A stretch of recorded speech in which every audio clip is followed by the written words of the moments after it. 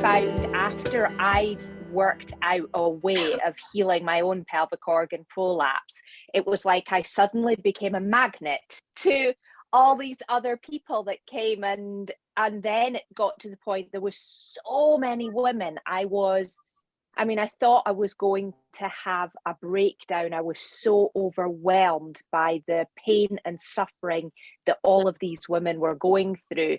And I didn't have enough hours in the day. And I knew then that I must find another way of serving these women where I wasn't just doing it 1-to-1 or 1-to-6, that I needed to scale it. So I worked out that the best way to do that was to create an online program. Yes. And I used the model of what I did in person to create the online. So that was amazing. That was very successful. I then evaluated it, looked at where the barriers to entry were. And at the end of the day, I want women to do it. So I made some adjustments to it to make it even more user friendly. So shorter classes, mindset work, all the other bits to help people to actually do it and get the change they want to get. I feel very overwhelmed again by the number of inquiries and the number of women that tell me their stories. People just tell me their stories all the time, and it's devastating what they've suffered, what they don't know they've suffered, what they don't know they don't know. It's a membership. So they buy a membership to the course, and with that they get a closed Facebook community as well.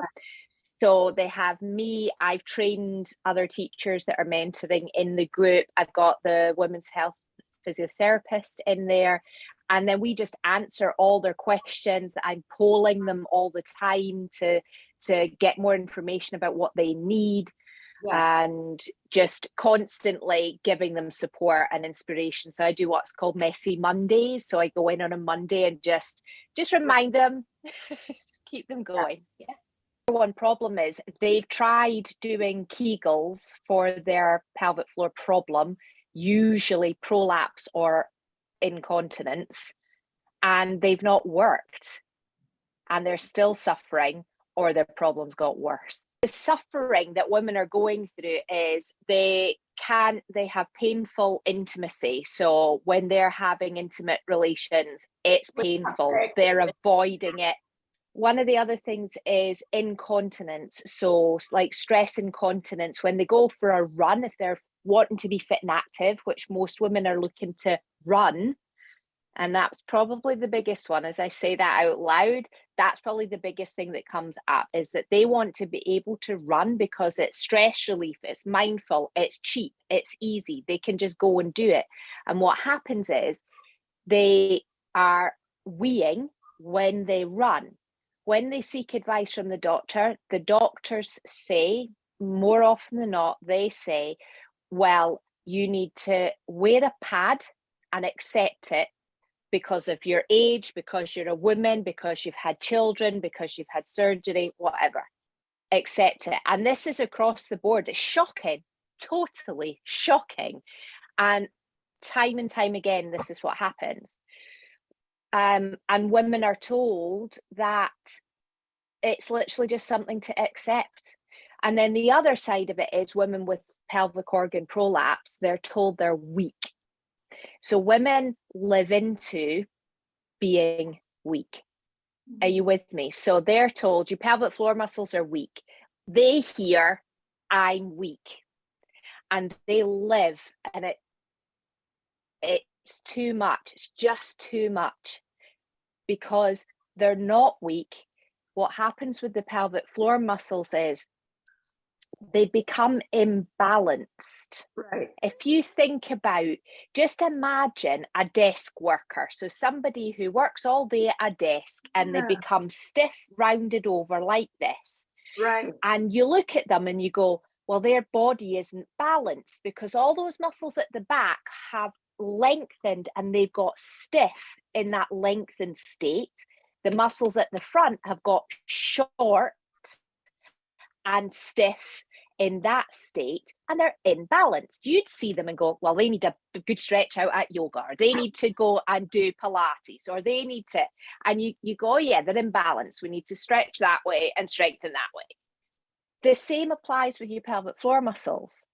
What happens is women have a fall, or most commonly a birth injury, and they don't even know or acknowledge it as a birth injury. So that will be an episiotomy or a tear. The result of that is a build-up of tension, just like this, just like posture. The tension is there and it's pulling their hip out of alignment, pulling their pelvis out of alignment, it's tension that's pulling them out of alignment. Then the doctor says, oh, well, the pelvic floor muscles are weak. Go strengthen them. So they go, okay, I'll go and do my pelvic floor exercises. And they go and strengthen the tension that's already causing the imbalance, then creating more of an imbalance, creating more of their symptoms. They go back, they're told, okay, last resort then surgery. And they're having unnecessary surgery because of an imbalance that it is so freaking simple and easy to work on if you know that the premise at the beginning is incorrect. The premise that they're saying it's weak muscles. Well, if something's weak, yeah, okay, you strengthen it.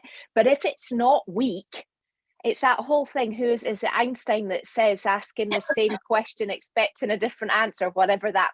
It's like all of these women everywhere are just assuming, because why wouldn't you, that the advice they're being given by specialists, by medical professionals, is the right thing. They keep doing what they think is the right thing, but it's based on the wrong premise and it's the wrong thing. And it's game changing. Like first session, women are, well, this makes so much sense. I feel difference already. It is instant when they get that experience of the course or one private with me or whatever. One of the barriers that I face with women is that they're being told the same story everywhere they go.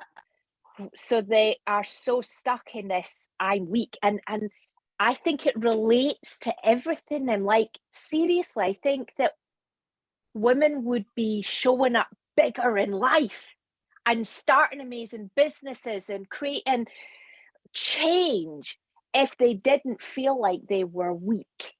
50% of the population are women, and 50% of women have prolapse. 50% of women. 90% of women have had a birth injury. 90% of women.